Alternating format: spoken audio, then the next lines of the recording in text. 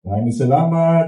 Good morning po sa ating lahat, sa ating mga magigiting na konsehal. Magandang umaga po sa inyong lahat, sa ating mga kawani ng ating pamalaan mula po sa nasyonal, sa ating mga barangay na nandito, sa ating mga department heads, at sa ating mga kapwa empleyado ng ating pamalaan. Magandang umaga po sa inyong lahat. Muna sa lahat, nais kong pasalamatan ng host natin, ang PESO, sa pangunguna ng ating Ma'am Jolene Cizon Lopez on a very successful job fair that was held last May 1 sa Robinsons East.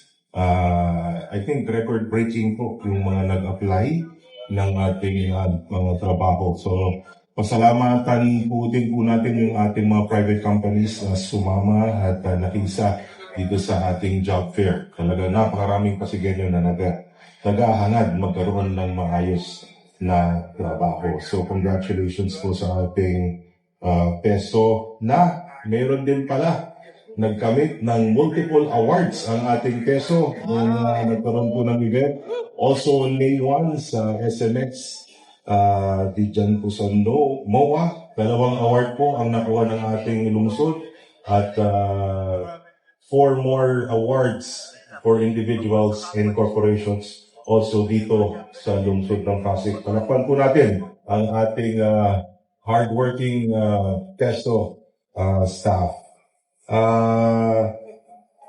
Isa pang paalala, panahon po ng tag-init ngayon, nagkaroon na naman po tayo ng sunog sa Anthony Lane dito sa Barangay Canyoga. Nakakalungkot po dahil 49 families po yung naapektuhan. Lahat naman po ginagawa ng ating pamalaan, ng ating CSWDO, kasama po ang ating DRM, pati na rin po ang barangay.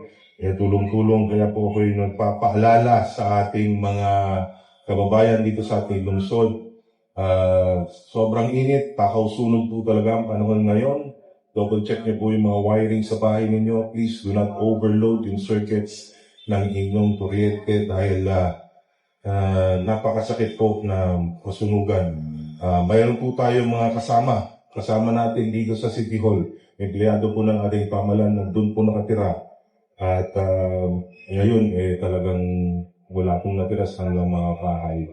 Kaya isama natin sila sa dasal at ako'y nakikiusap sa ating CSWDO na bilisan po natin yung pagproseso ng ating financial assistance para kahit paano makagaan po sa pangailangan ng ating mga nasunugan. At huli naman, para medyo maganda-ganda naman ang ating Monday. Pero po kung isang nais na ibahagi sa inyo na medyo magandang balita din. Alam niyo, ang lungsod po ng Pasig ay kinilala para sa makabago nitong floating parks project sa baba ng Pasig River. Ito po ay isang konkretong solusyon sa kakulangan ng open and green spaces sa ating lungsod. At higit pa sa mga parking ito ay simbolo ng ating hangarin na muling buhayin ang ating ilog at maibalik ang koneksyon ng bawat Pasigueño dito. So bilang isa sa mga nagwagi sa Bloomberg Mayor's Challenge, ang lungsod ng Pasig ay makakatanggap ng $1 million grant kasama ang mahalagang technical support mula sa Bloomberg Philanthropies. Nais din po nating ipaalam na ito ang dahilan bakit pansamantalang nakalib si Mayor dito. Upang personal na tanggapin ang prestigious award na ito at parangal sa ating lungsod. Inaasahan po natin na ang kanyang pagbalik sa lalong madaling panahon. So this recognition shows that with the bold ideas and strong leadership, Pasig can create solutions that inspire not only our city, but communities all over the world. Muli, binabati natin ang lungsod ng Pasig. Palakpakan naman natin ang ating mahusay na Mayor Vico Soto. And with that, adjourn na po tayo. Maraming salamat.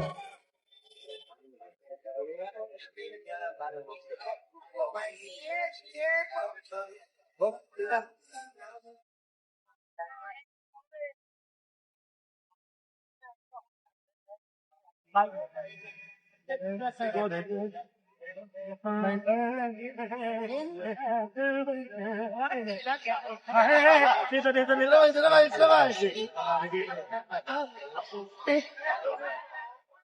Thank you.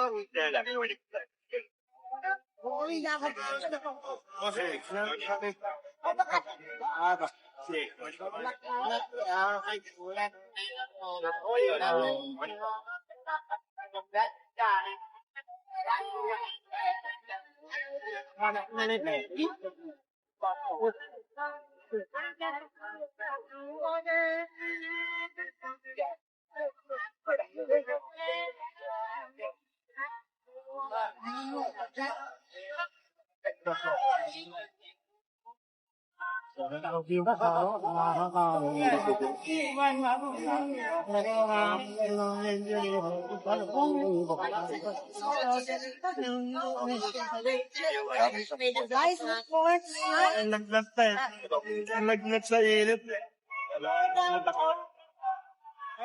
Live fan. Baka sila.